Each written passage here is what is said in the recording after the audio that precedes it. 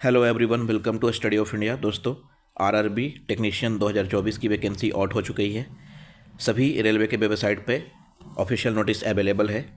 सो चलिए एक एक करके बिंदुओं पे प्रकाश डालते हैं, देखते हैं कौन कौन से मुख्य पॉइंट है, क्या क्या बदलाव किए गए हैं। एक सबसे बड़ा बदलाव देखने को मिल रहा है कि हिंदी वाले नोटिफिकेशन और इंग्लिश वाले नोटिफिकेशन में साइंस के सिलेबस को लेके बहुत ही बड़ा बवंडर देखने को मिल रहा है, क्योंकि इंग्लिश वाले नोटिफिकेशन में 10th बेस साइंस पूछने की बात कही जा रही है और वहीं हिंदी वाले नोटिफिकेशन में बेसिक साइंस एंड इंजीनियरिंग की बात की जा रही है।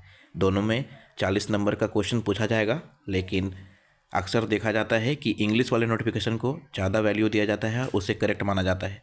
जैसे आपने देखा होगा कि एग्ज़ाम देने के बाद अगर कोई क्वेश्चन में प्रॉब्लम आती है तो इंग्लिश वाले क्वेश्चन को ज़्यादा वैल्यू दिया जाता है और उसे ही सही माना जाता है।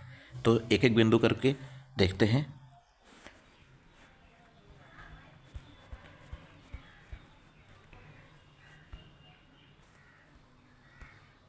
तो इसकी जो स्टार्टिंग डेट है वो आज 9 मार्च 2024 से इसकी फॉर्म भरने की तिथि शुरू हो जाएगी और अंतिम तिथि बताया गया है 8 अप्रैल 2024। और फॉर्म को फिर से भरने और करेक्शन करने के लिए टाइम दिया गया है 9 अप्रैल से 18 अप्रैल। ठीक है, ये तीन चीज़ मुख्य बातें हैं जो अक्सर ध्यान से हट जाते हैं, जिससे के वजह से कई लोग फॉर्म नहीं फिल कर पाते हैं। तो आपको यहाँ पे ध्यान देना है कि आवेदन प्रारंभ होने की जो तिथि है वो 9 मार्च 2024 से है। इसकी अंतिम तिथि 8 अप्रैल 2024 रखी गई है और इसे फिर से करेक्शन करने की जो तिथि दी गई है वो है 9 अप्रैल 2024 से 18 अप्रैल 2024 तक। ठीक है, चलते हैं नेक्स्ट स्लाइड पे। नेक्स्ट इम्पॉर्टेंट टॉपिक को देखते हैं। अब वो तो थी कब तक फॉर्म भरा जाएगा, कब से शुरुआत है, कब से रिकरेक्शन कर सकते हैं। अब बात करते हैं एज को लेके, पे ग्रेड को लेके। तो टेक्नीशियन ग्रेड 1 का पे लेवल 5 है, जिसका बेसिक है 29,200। मेडिकल कैटेगरी इसके लिए B1 मांगा गया है और जो इसके लिए आयु सीमा है वो 18 से 36 है। इसकी कुल रिक्तियाँ 1092 बताई गई है। अब बात करते हैं टेक्नीशियन ग्रेड 3 की। तो ये लेवल 2 की पोस्ट है। इसकी जो बेसिक है 19,900। इसके लिए जो मेडिकल कैटेगरी मांगी गई है वो अलग अलग मांगी गई है, किसी में B1, किसी में B2 और किसी में A3। ठीक है, इसके लिए जो एज रखा गया है वो 18 से 33 साल है। आपको पता है इस वर्ष कोविड को लेकर सरकार ने 3 वर्ष आयु को बढ़ाया है और कहीं ना कहीं बढ़ाने का कारण दूसरा ये भी है कि वैकेंसी जो है वो 4 साल के बाद आई है, तो इसलिए भी। तो टेक्नीशियन ग्रेड 3 की जो कुल रिक्तियाँ हैं वो 8,052 है। ठीक है, 8,052। कुल रिक्तियाँ 91,044। ठीक है, चलते हैं नेक्स्ट इंपॉर्टेंट स्लाइड देखते हैं। अब शारीरिक दक्षता की बात कर लेते हैं। तो जैसे मैंने आपको बताया, मेडिकल स्टैंडर्ड A3 मांगा जा रहा है, B1 और B2। ठीक है, अलग अलग कैटेगरी के लिए अलग अलग मेडिकल स्टैंडर्ड है। टेक्नीशियन के लिए B1 B2 और आपका ग्रेड 1 के लिए A3 मांगा गया है।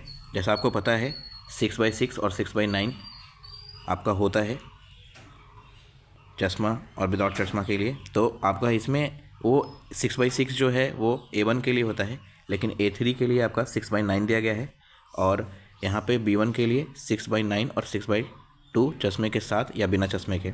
ठीक है, तो मेडिकल स्टैंडर्ड को लेके कोई प्रॉब्लम नहीं होता है। मैक्सिमम कैंडिडेट का B1 B2 ही होता है। तो और दिया भी जाता है, कई सारे रेलवे एम्प्लॉय भी हैं जिन्हें B1 और B2 दे रखा है। तो इसके रिगार्डिंग कोई प्रॉब्लम नहीं है। मेडिकल स्टैंडर्ड सबके लिए समान ही होगा। तो चलते हैं नेक्स्ट स्लाइड पे और देखते हैं। अब बात कर लेते हैं आयु सीमा की छूट में। तो जैसा कि आपको पता है SC ST कैंडिडेट हैं, तो अगर टेक्नीशियन ग्रेड 3 का फॉर्म भर रहे हैं तो 33 + 5 साल उनको और दिया जाता है और OBC कैंडिडेट को 3 साल और एक्स्ट्रा मिलते हैं। तो जो पहले का नियम था वही चलता आ रहा है। ठीक है, बेंचमार्क एक सर्विसमैन उन सभी के लिए 6 वर्ष और 8 वर्ष दिया गया है।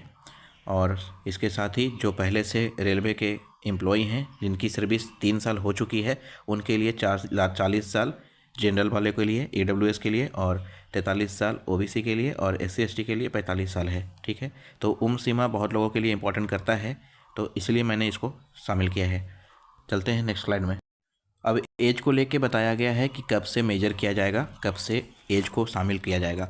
तो जनरल और EWS के लिए जो है वो 2/7/1988 से लेके OBC 85 और SC ST 1983 से इनकी मेजर की जाएगी एज को। ठीक है, साथ ही साथ किसके लिए, ग्रेड फर्स्ट के लिए, टेक्नीशियन ग्रेड फर्स्ट के लिए, और टेक्नीशियन ग्रेड थर्ड के लिए जो आयु सीमा है 18 से 33 है, और ये जो एज मेजर किया जाएगा वो 1991 से 7वां महीना 1991 से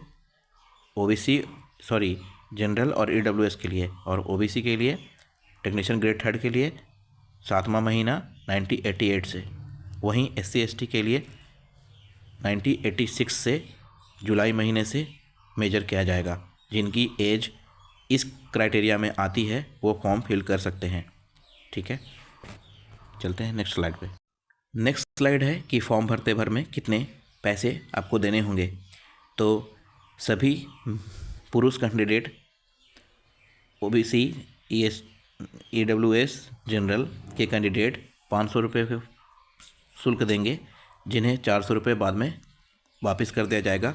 तो इसीलिए आप जो भी रिफंडेबल के लिए बैंक अकाउंट ऐड करवाएंगे वो काफ़ी ध्यान से करेंगे, इसे आपको याद रखना है, ताकि आपका जो 400 रुपये है वो वापस आ जाए। लेकिन याद रखना 400 रुपये उन्हीं को वापस दिया जाएगा जो CBT 1 में एग्ज़ाम देने पहुँचेंगे, शामिल होंगे।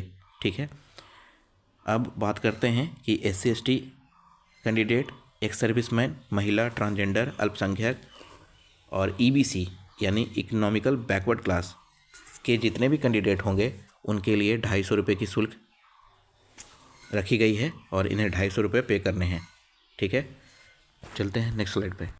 अब बात करते हैं कि कैटेगरी वाइज जैसे EWS OBC सर्टिफिकेट जो बनाना होगा आपको, वो आपका जो ये नोटिफिकेशन का जो अंतिम तिथि रखा गया है 8 अप्रैल 2024, उससे पहले का होना चाहिए तो वैलिड होगा। SC ST के लिए कोई इशू नहीं होता है, उनका पुराना फॉर्मेट भी चल जाता है, तो उनके लिए कोई प्रॉब्लम नहीं है। उनके पास अगर पुराना भी सर्टिफिकेट है तो वो चल जाएगा। लेकिन उनके लिए भी एक क्राइटेरिया है कि वो जो भी अपना फॉर्मेट लगाएंगे SC ST कैंडिडेट, वो होना चाहिए नोटिफिकेशन के लास्ट डेट से पहले का। ठीक है, और EWS और OBC के कैंडिडेट भी सेम क्राइटेरिया में आते हैं, लेकिन उनका लेटेस्ट होना चाहिए। चलते हैं नेक्स्ट स्लाइड पे। अब बात कर लेते हैं भर्ती प्रक्रिया के बारे में। तो एज यूजुअल पहले की तरह ही है, कुछ चेंजमेंट नहीं किया गया है इसमें। तो जैसा कि आपको पता है भर्ती प्रक्रिया निम्नलिखित चरण के होंगे। कंप्यूटर आधारित परीक्षण CBT होगा, उसके बाद DB मेडिकल होगा, मेडिकल के बाद आपका डॉक्यूमेंटेशन होता है, उसके बाद ही आपकी ज्वाइनिंग करवाई जाती है एक समय के बाद। ठीक है, ये नॉर्मल है, सबको पता है। यहाँ पे एक चीज़ ध्यान देने वाली बात है कि जो CBT होगा वो अलग अलग लेवल के अलग अलग होंगे। जैसे कि लेवल 1 पे जो टेक्नीशियन वैकेंसी आई है उसके लिए अलग CBT कंडक्ट कराया जाएगा, और लेवल 3 के लिए, ग्रेड थर्ड के लिए, टेक्नीशियन ग्रेड थर्ड के लिए जो आपका जो CBT होगा उसे अलग कराया जाएगा। दोनों का सिलेबस चेंज है, इसलिए ऐसा रखा गया है। अब सिलेबस में टेक्नीशियन ग्रेड थर्ड का क्या शामिल किया जाएगा इसे देख लेते हैं। तो कुल अवधि 90 मिनट की होगी, जिसमें 100 क्वेश्चन पूछे जाएंगे। सिलेबस में आगे डिस्कस करूंगा। इसमें 1/3 नेगेटिव मार्किंग है, जो कि रेलवे में होता ही है। साथ ही साथ जनरल कैंडिडेट और EWS के लिए मिनिमम 40% आना चाहिए, OBC के लिए 30% यानी 30 नंबर आना चाहिए 100 में से, और SC ST कैंडिडेट के लिए भी 30 नंबर होना चाहिए। तो OBC SC ST के लिए 30 नंबर का मिनिमम होना चाहिए, तभी आपका इवैल्यूएशन किया जाएगा। और अगर बहुत ही कम कट ऑफ जाती है तो आप पे कंसिडर किया जाएगा।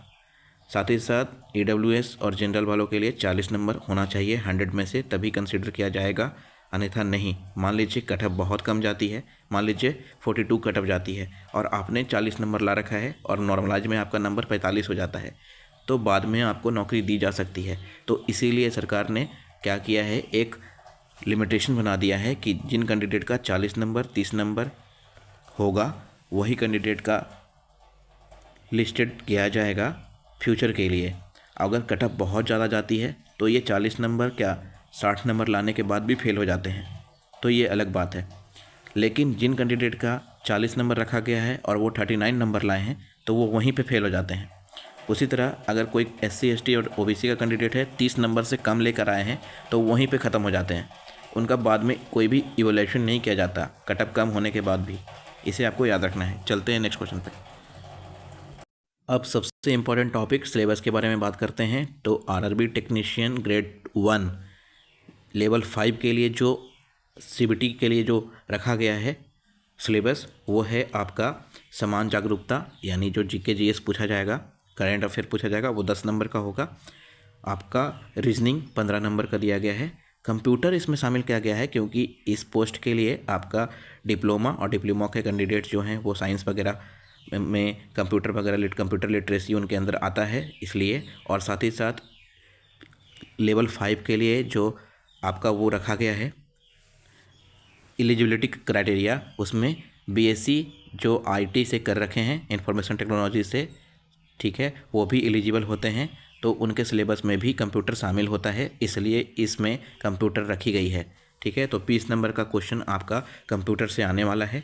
हिंदी इंग्लिश बाइलिंगुअल में होगा। आपने सेट करना है कि आप किस लैंग्वेज में एग्ज़ाम देना चाहते हैं, हिंदी में इंग्लिश में, ठीक है। अब साथ ही साथ अंकशास्त्र, जैसे कि आपका मैथ के बारे में बोल रहा है अंकशास्त्र मैथमेटिक्स, तो उसका 20 नंबर क्वेश्चन पूछा जाएगा।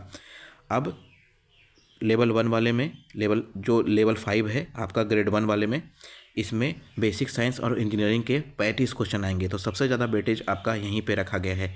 तो कुल आपका 100 क्वेश्चन पूछा जाएगा इन सभी को मिला के, जिसमें सबसे ज़्यादा वेटिंग आपका जो वेटेज है वो बेसिक साइंस एंड इंजीनियरिंग का है, ठीक है। अब देख लेते हैं टेक्नीशियन ग्रेड 3 का सिलेबस।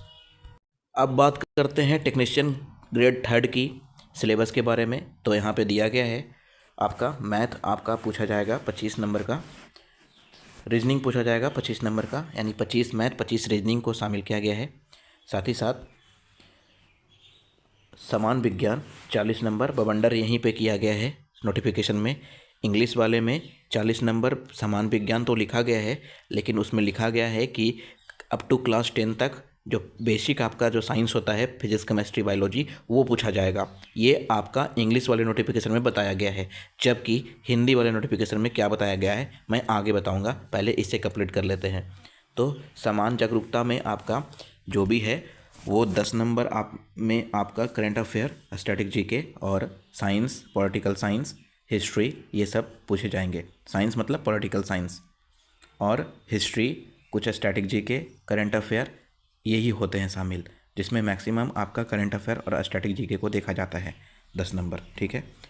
तो करंट अफेयर और स्टैटिक GK के लिए आप इस चैनल को फॉलो कर सकते हैं। मैं डेली करंट अफेयर और स्टैटिक GK अपलोड करता हूँ, ठीक है। आप बात करें कि इसमें क्या बवंडर किया है हिंदी वाले में, तो मैं आपको दिखाता हूँ। यहाँ पे आप देख रहे होंगे ये जो है बेसिक साइंस और इंजीनियरिंग जो कवर किया गया है इसमें, इसके अंतर्गत आपका जो LP में बेसिक साइंस एंड इंजीनियरिंग पूछा जाएगा वही आपका टेक्नीशियन में पूछा जाएगा, जो कि पहले से चलता आ रहा है। लेकिन इस बार सिलेबस में चेंजमेंट देखने को मिला है, और वो ये मिला है कि इंग्लिश वाले में बताया गया है कि जो 40 नंबर साइंस पूछा जाएगा वो आपका पूछा जाएगा अप टू क्लास 10 तक, ठीक है। मतलब आपका जो फिजिक्स केमिस्ट्री बायोलॉजी जो नॉर्मल होता है क्लास 10 तक वो पूछा जाएगा। लेकिन हिंदी वाले में बवंडर करके बताया गया है कि आपका बेसिक साइंस एंड इंजीनियरिंग पूछा जाएगा, जिसमें आपका इन सभी चीज़ों को कवर किया जाएगा। जैसे आप देख पा रहे होंगे यहाँ पे द्रव्यमान, वजन, धनाधिकार, शक्ति, ऊर्जा, इंजीनियरिंग ड्राइंग के अंतर्गत जितने भी चीज़ें होती हैं वो लेबर, बुनियादी ढांचा, बुनियादी बिजली, तापमान, है ना, इन सभी, पर्यावरण सुरक्षा, IT लिटरेसी, ये सभी बेसिक साइंस एंड इंजीनियरिंग में आते हैं। इन चीज़ों को हमें इतना विस्तार से क्लास 10th तक में नहीं पढ़ना होता है, ये आपको बेसिक साइंस एंड इंजीनियरिंग में मिलेगा। और उसमें क्या होता है, उसमें आपका जो ITI का ट्रेड है उससे रेलिवेंट चीज़ें डाली जाती है, तो इसलिए दोनों में काफ़ी अंतर हो जाता है। तो हो सकता है बाद में नया नोटिफिकेशन जारी करके बताया जाए, तब तक के लिए मैं आपको इंग्लिश वाले दिखा देता हूँ।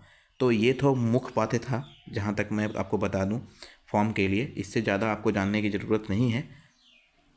कैंडिडेट को बस इतना ध्यान देना होता है कि कब से फॉर्म स्टार्ट होगा, कब अंतिम तारीख तिथि है उसका, सिलेबस क्या है, एज क्या है, कितनी बेसिक पे है, सिलेबस में क्या क्या शामिल किया गया है, इन सब चीज़ों को तो मैंने कवर कर दिया है। अब मैं बस आपको लास्ट इंग्लिश वाले नोटिफिकेशन में दिखा देता हूँ कि साइंस में कैसे बवंडर किया गया है।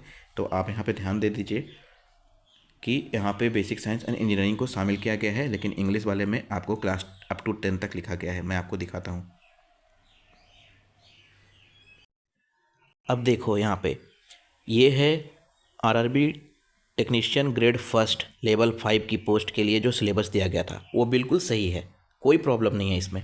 हिंदी में भी सेम है, इंग्लिश में भी सेम है, ठीक है। वही जनरल अवेयरेंस पूछा जाएगा 10 नंबर का, रीजनिंग 15 नंबर का, बेसिक्स कंप्यूटर एंड एप्लीकेशन पूछा जाएगा 20 नंबर का, मैथमेटिक्स 20 नंबर का, basic science and engineering 35 number का, जो जिसका सबसे ज़्यादा वेटेज रखा गया है, ठीक है। लेकिन आपका टेक्नीशियन ग्रेड थर्ड में क्या किया गया है सिलेबस में वो देखिए। मैंने अभी आपको दिखाया कि हिंदी वाले में क्या प्रॉब्लम था और इंग्लिश वाले में क्या प्रॉब्लम है, वो भी देख लीजिए। ध्यान से देखना, जनरल साइंस लिखा हुआ है, अब यहाँ पे इसकी वेटेज बताई गई है वो 40 नंबर बताई गई है, ठीक है। अब हिंदी वाले में क्या बताया गया था, बेसिक साइंस एंड इंजीनियरिंग, लेकिन इसमें क्या लिखा हुआ है, जनरल साइंस। जनरल साइंस किसको बोलते हैं, क्लास 10 तक, ठीक है। लेकिन क्योंकि यहाँ पे टेंथ शामिल किया गया इसलिए, अगर 12th होता तो 12th तक ही बेसिक साइंस माने जाते, ठीक है। तो ये जो सिलेबस है, under this cover physics, chemistry and life science मतलब बायोलॉजी, स्टैंडर्ड कितने रखा गया है, 10th क्लास। तो 10th क्लास तक कहा गया है कि आपसे साइंस, जनरल साइंस पूछा जाएगा जिसकी वेटेज 40 नंबर की होगी। लेकिन आप ये इंग्लिश वाले नोटिफिकेशन में बताया गया है। हिंदी वाले नोटिफिकेशन में क्या बताया गया है कि बेसिक साइंस एंड इंजीनियरिंग के 40 नंबर पूछे जाएंगे, ठीक है। तो ये बवंडर किया है रेलवे ने। देखिए, हो सकता है बाद में एक नया नोटिस जारी करके इसे सही किया जा सके, या फिर ये नोटिफिकेशन आ जाए आपके पास कि इंग्लिश वाले जो आए हैं, नोटिस आए हैं, उसे मान्यता देते हुए उसे ही सही माना जाएगा। कुछ इस तरह का नोटिस आपको बाद में देखने को मिल सकता है। अपडेट आने पे मैं वीडियो अपलोड कर दूंगा, आप उसे देखना, ठीक है। तो वीडियो यहीं पे समाप्त होता है। आप अगर चैनल पर नए हो तो चैनल को सब्सक्राइब कर लेना। करंट अफेयर, स्टैटिक जीके और इसी तरह का नोटिफिकेशन देखने के लिए, ठीक है।